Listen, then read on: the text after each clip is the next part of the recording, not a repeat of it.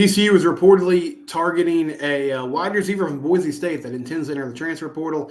And still no coaching changes. What do we think about that? All that and more coming up next. It's Locked On Horned Frogs, your team every day.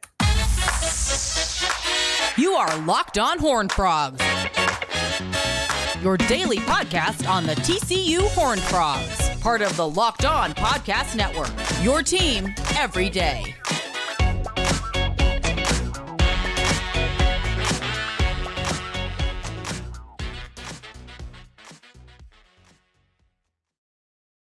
Locked On Horned Frogs, your team every day. Subscribe to the YouTube channel. Subscribe on Spotify, Apple Podcasts. And you might say to yourself, why should I subscribe right now? It's the offseason for football. And I know a lot of you like football is the top priority. I totally understand that. Well, one, we're going to have plenty of coverage of the football offseason. You know, if anything happens, recruiting-wise, transfer portal-wise, you'll want to be locked in here because we'll have coverage of what's going down, reaction to it. And then secondly, I mean, we cover basketball and baseball too. So this is the place to be year-round for TCU Athletics coverage. Thanks for making it a part of your day. Locked On Horned Frogs. We do it 5 days a week. We're going to get to coaching changes because nothing's happened. It's Tuesday morning when I'm recording this. So my general feeling on this is that no major changes are going to happen on the coaching staff unless somebody decides to jump for another job like we saw with Garrett Riley last year. So we'll react to that in a moment. I do want to talk about the transfer portal first, though, because this is going to be a big couple months for TCU football as they try to get back on track and get to a place where they can be more competitive and better in 2024. And part of that is going to be adjustments in scheme, adjustments. I mean, I'm sure they're looking at every detail, adjustments in how they approach the offseason, how they approach fall camp, spring practice. But, I mean, in all honesty, the quickest way to get better is talent acquisition. And especially if you can do it in the transfer portal with proven talent, with guys that have done it at the college level, that's going to be a huge thing. According to Jeremy Clark yesterday, he tweeted this out. He said, Eric McAllister, wide receiver from Boise State, he is the top priority for the TCU Horned Frogs in the transfer portal. Now, you might remember that name. A few weeks back, I discussed Eric McAllister and the possibility of him coming back to TCU. He's a local product. He's originally from Azle, so he knows the Fort Worth community well. And I'll make this distinction right now. The portal officially opens on December 4th. So as of right now, the majority of players, like if you see breaking news, so-and-so is going in the portal, the majority of players are just announcing that they're intending to enter the transfer portal. They're informing the coaching staff. They're getting the paperwork they have to get done, talking to compliance to get it worked out. And then on December 4th, they'll be able to start talking to teams, going on visits, etc. Now, listen, I'm not naive. I understand that these things can happen behind the scenes, but that's how the process is supposed to work. Grad transfers have a longer window, so they can enter as of now, and they can go ahead and start the process if they want to. But the majority of these players are announcing that they're intending to enter the transfer portal. So there is the possibility that they could go back on that, or they could always end up back at the same school they were in. I think this is different with McAllister. Eric McAllister, the reason I talked about him a few weeks back is because he sort of shut down his season with about 3 games left and told the Boise State coaching staff, hey, this is what I'm going to do. I assume, his logic was I don't want to risk any injury. I'm going to move on anyway at the end of the year, just letting you guys know so you can start preparing. And there was a Boise State reporter who said that the school he had heard to watch out for with McAllister entering the portal was TCU. And with a local connection, that makes a ton of sense. But Eric McAllister has had a really good career at Boise State. I mean, as a freshman in 2022, he had 11 receptions for 259 yards and 4 touchdowns, 24 yards per catch. And last season was his huge year, 47 receptions, 873 yards, still pretty good depth of target. I mean, he was averaging about 20 yards a catch, 5 touchdowns. So even in his true freshman year, when he wasn't putting up like an insane amount of yards and getting, receptions week in and week out, he still was able to find the end zone. And then this season had a huge year, was, the number one target for this Boise State team. And, I mean, he did this in let's see how many games. 9 games this year. He had almost 1,000 yards, probably breaks that if he plays a full season. So a really impressive year for Eric McAllister. He had one game against, well, I guess technically 2 games against Power 5 opponents this year. Had 7 receptions and 69 yards against Washington in their season opener. And then had 2 receptions and 26 yards against UCF in week 2. But really productive game against Washington. His best game of the season, he had 7 receptions, 160 yards, and a touchdown against Wyoming. He went 8 for 85 against Fresno State, 6 for 143 against North Dakota, 5 for 170 against San Jose State. So big yardage totals, and also not a ton of receptions in those games where he's putting up big numbers, meaning like he's getting chunk plays when he gets the ball in his hands. So that's big, because one thing that TCU missed desperately this year with Quentin Johnston moving on was the vertical passing game. And I think part of that too was, they really struggled to block. And so it's hard to run long developing routes. It's hard to run plays that take a lot of time to get going and for receivers to clear if you can't protect the passer. But McAllister has been someone who's shown the ability to go get the football and push the ball down the field, which is something that TCU really needs. He also is 6'4" and 210 pounds, so good size, good frame. I mean, it seems like somebody that you could use in the red zone. And on the outside, him paired across from Savion Williams, I think is a big deal, because they kind of missed a big body wide receiver on the other side. We would have loved to see Cordell Russell get out there. That didn't really happen. But this seems like your prototypical big physical wide receiver on the outside. If Savion Williams comes back, I think this could be a really good 1-2 punch, and it would make life better for both of them. Another thing about McAllister that I'm intrigued by. Now, there's different schools of thought about this. It seemed like TCU this past offseason, I don't know if this was a specific strategy or it's just how it worked out with their evaluations, but a lot of the guys that they landed were former Power 5 players that didn't play a ton at their respective school or didn't have a lot of production at their respective school. Now, there's some exceptions to that. I mean, J.P. Richardson was a huge part of what Oklahoma State did a couple of years ago, and he stepped up here and did a nice job. But JoJo Earl, he was at Alabama and had a super decorated high school career, didn't play a lot at Alabama before he got to TCU. Dalen Wright had bounced around a little bit, had dealt with some injuries, didn't have just like jump off the page production. Same thing with Warren Thompson. Jalen Robinson had a huge season at like a group of 5 school at UCF, and then didn't do a whole lot of Ole Miss before coming to TCU. This is someone who's proven it at Boise State. Now, it's different competition level, but Boise State, they're not what they were a decade ago, but they're not some also-ran program. I mean, that's a place where great players have come through and developed and gone on to play in the NFL. And so I think it's significant that this is a player that has had big-time production at the college level, understands what it takes, week in, week out to produce. And you can bank a little bit more, not just on the potential, but the actual plays that he's made and things that he's done. So I feel like this will be a home run. Now, this wide receiver room is pretty stacked, and I believe Warren Thompson and Jalen Robinson are out of eligibility, so they'll move on. Savion Williams will have a decision to make. I think J.P. Richardson should be back. I don't know that for sure, but I would just imagine he will be. JoJo Earl, Major Everhart, and provided these guys don't transfer, which I don't think with the one-time transfers. I mean, I don't really feel like you're worried about that. Maybe some of your younger guys, you're concerned about it. But this would be another player who could come in with talent, with production, and I mean, you could set up to have a pretty salty wide receiver room going into the season. So that's a name to watch. Now, Eric McAllister has been linked to TCU. It's not a done deal, but that's obviously, people are saying TCU's interested, they're going after him, and it seems like there's mutual interest there. The next 2 players I'm going to mention, this is just reckless speculation by me.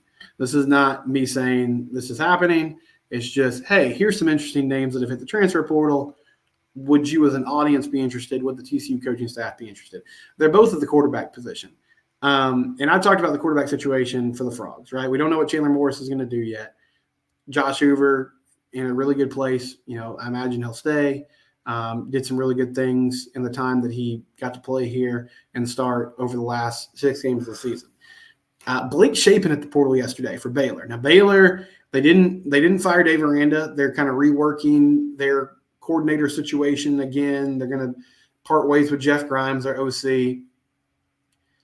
Blake Shapen has not won a lot as a starter, but he's put in some good numbers. 2,188 yards, 13 touchdowns, 3 interceptions this past year, dealt with some injuries, was pretty beat up behind an offensive line that struggled to protect him. But, I mean, he checks a lot of boxes. Experienced.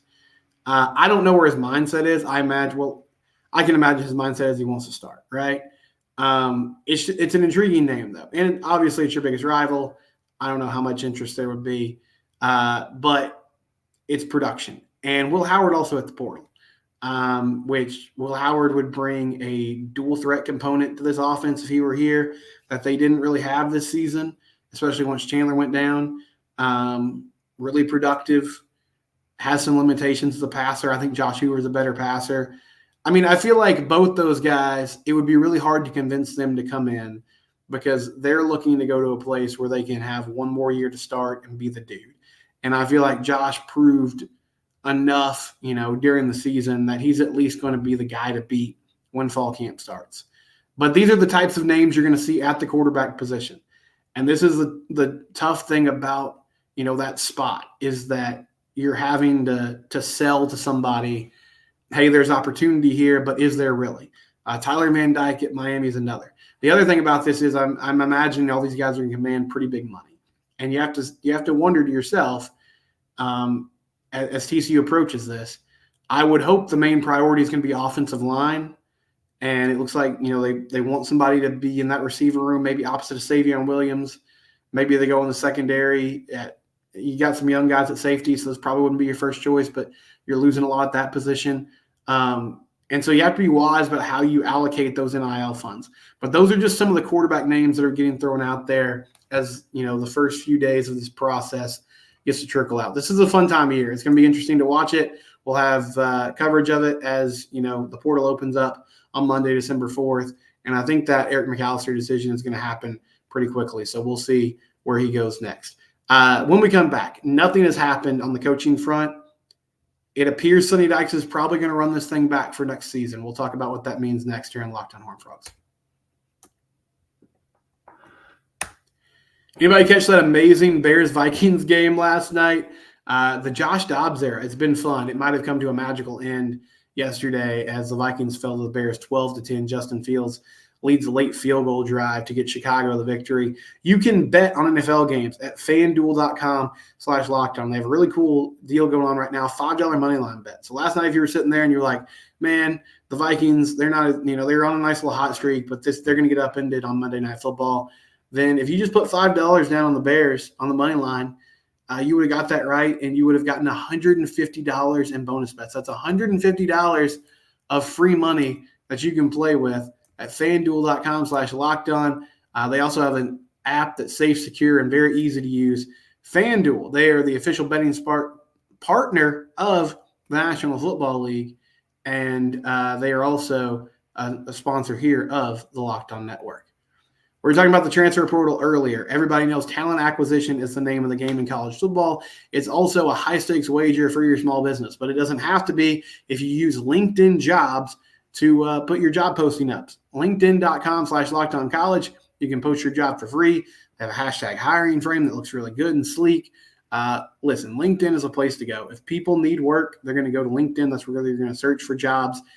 Put your job there so you can find a wide variety of candidates that could fit your business. They also have simple screening questions and other tools that narrow down that pool so you don't have to sift through thousands of resumes. LinkedIn.com/lockedoncollege. Small businesses rank LinkedIn jobs number 1 in finding and acquiring talent. Find your next hire today at LinkedIn.com/lockedoncollege. You can post your job for free there. Thank you to LinkedIn and FanDuel for their sponsorship here of the Locked On Network.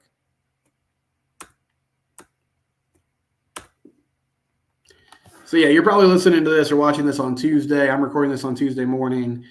Nothing has happened on the coaching front with TCU. Both coordinators, Joe Gillespie and Kendall Briles, are still here. There's no announcements that have been made. I think at this point, it's pretty safe to say that unless one of those guys decides to go get another job, we might see some changes at the position coach level.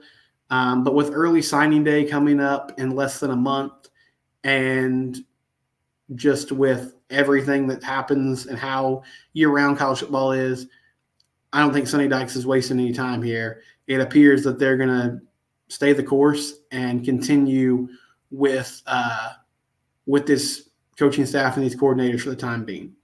Now, I expressed yesterday, I thought it was time to move on from Joe Gillespie. And I don't like to make emotional decisions emotional decisions. I'm not deciding who stays and who goes. I guess I shouldn't give myself that kind of power. I don't love to just get caught up in the emotions of it. You know, the reaction shows are typically like pretty raw and pretty real because it's right after I watch the game. And then usually on Monday, I have some more rational thoughts.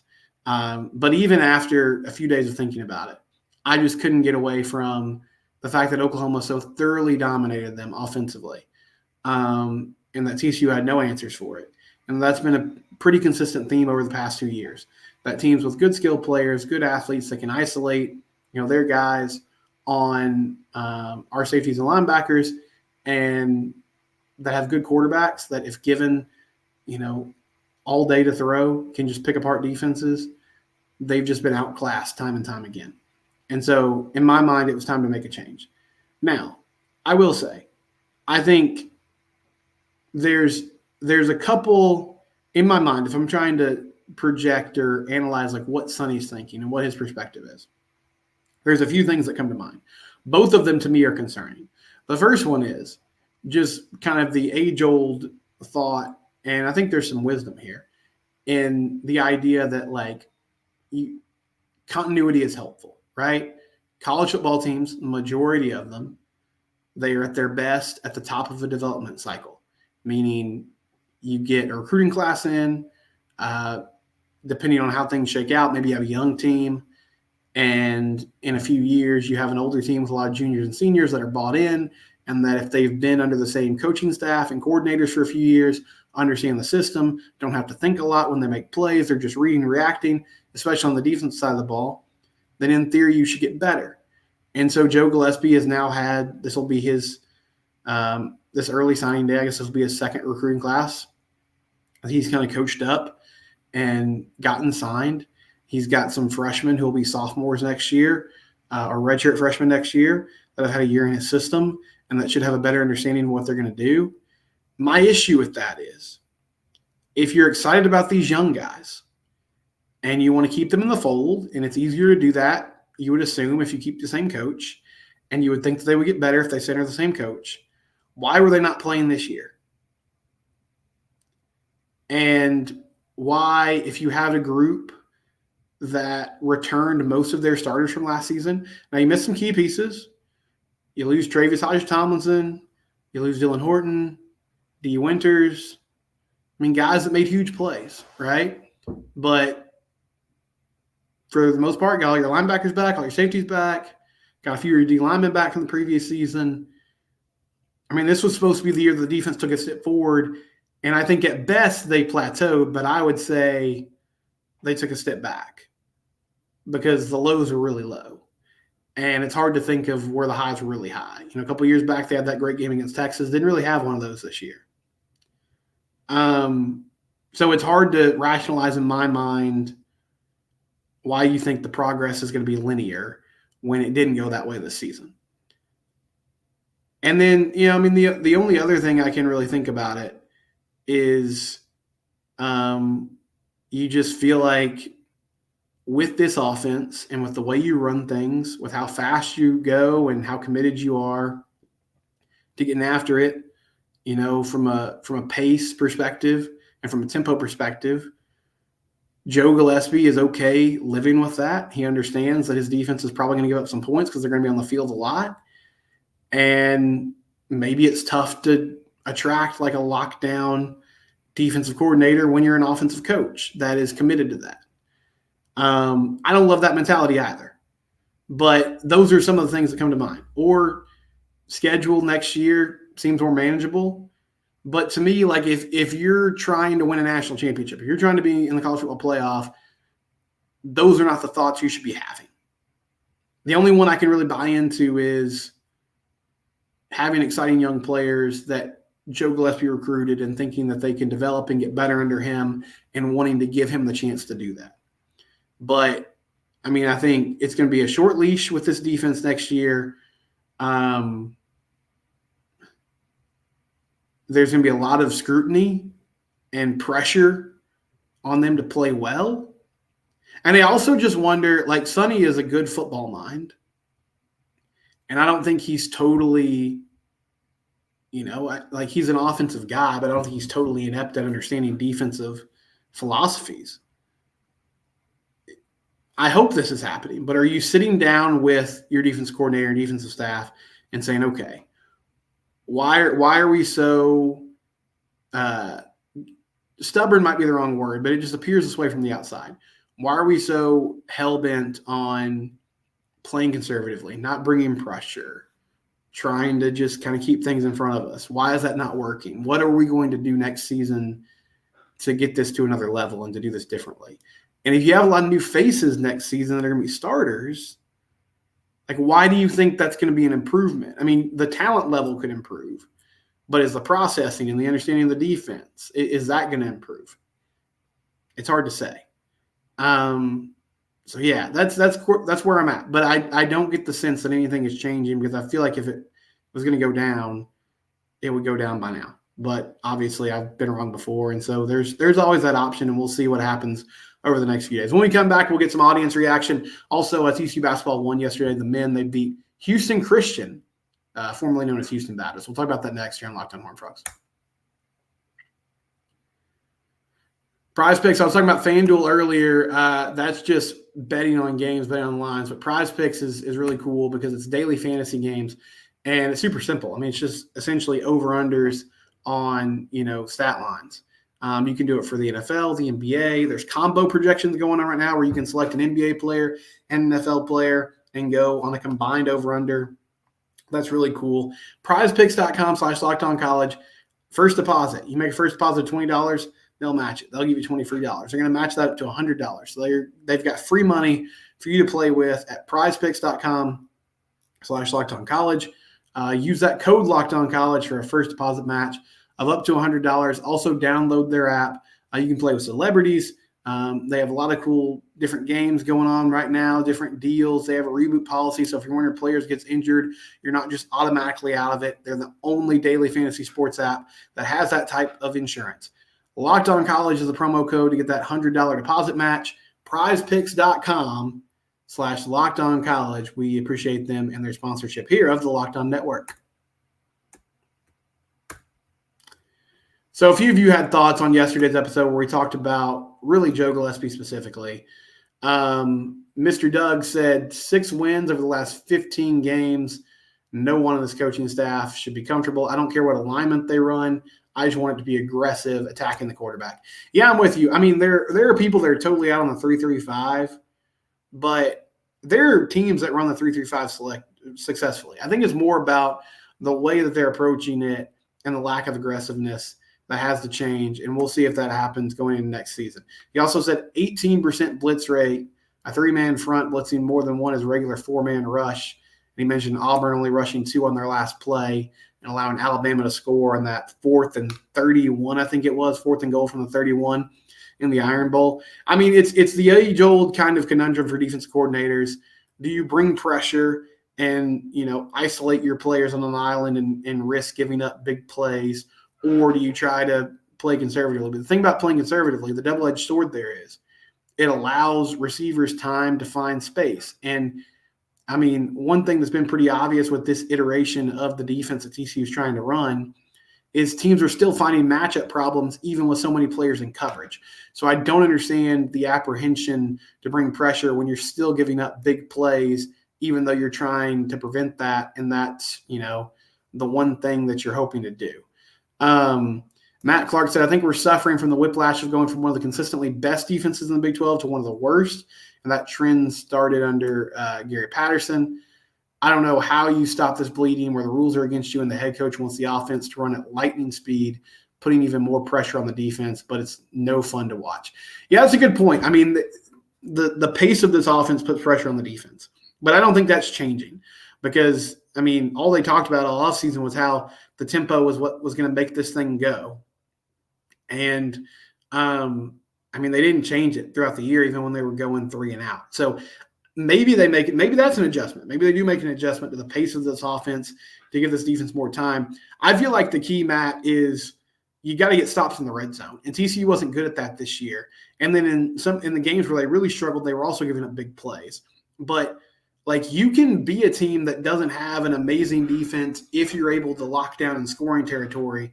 But TCU hasn't been able to do that either. So it just makes this, really tough situation where things are hard. CFB fan says, does anyone know who will return on the O-line if no one transfers out? So Patrick Willis and John Lands are out of eligibility. So they're gone. Andrew Coker and Brandon Coleman, I would imagine, are gone. I think Coker and Coleman could come back for one more year if they wanted to, but my sense is that they're going to move on. So your returners, Colton Deary, and Ben Taylor Whitfield. That's really it as far as guys that played significant snaps. Garrett Hayes is there as someone who's been in the mix for a few years. Tommy Brockermeyer is a name I got asked a lot about. He apparently had a back injury and had to have surgery. So I'm not sure what his status is going to be for next year. But there's going to be shuffling on this offensive line, and they're going to have to go pretty heavy in the portal to fix that. And that's a competitive position to try to find portal help because it's hard to get quality offensive linemen. They get paid significant amount of money. Okay, I'll quickly talk about the TCU basketball team. They beat Houston Christian 101-64 last night. They're now 6-0 on the season. Emmanuel Miller was your leading scorer with 19 points. He was 7 of 13 from the field. It was another game where they had kind of a sleepy start, didn't play super well. They were down like 11-6, and Jamie had to take a timeout, but they slowly got back into it, and they end up rolling and win the basketball game. It's really hard to tell where this team is at because the competition has been so bad. Now, I like their depth. Jameer Nelson Jr. had another really great night. He's been fantastic. Micah Peavy's been a lot better on offense. He looks more decisive. He looks like he's understanding what he wants to do when he gets the ball in his hands. They play Georgetown this weekend, who's not a great team, but they're at least, in the Power 6, being in the Big East. And then they'll get Clemson next week and then Arizona State. So we'll hopefully get a better sense of what they're doing and what they want to do. My concern for this team right now, part of it's just focus. I talked about the slow starts, but they don't seem to play defense with the tenacity of the last few tournament teams. And that was one thing, even when those teams would struggle shooting the ball the last couple of years, they were typically able to stay in games because they could get stops. I don't know if this group has that in them. I hope they do. Chuck O'Bannon was also out with an injury yesterday. Not sure what the details were on that, but he was in street clothes. Jamie Plunkett noticed that and reported it. So we'll see what they do when they hit the tougher part of the schedule this upcoming weekend. I'm also going to have Andy Patton on Friday to talk about this basketball team. So that's going to be coming your way. It's Locked On Horned Frogs. It's your team, and we do it here every day.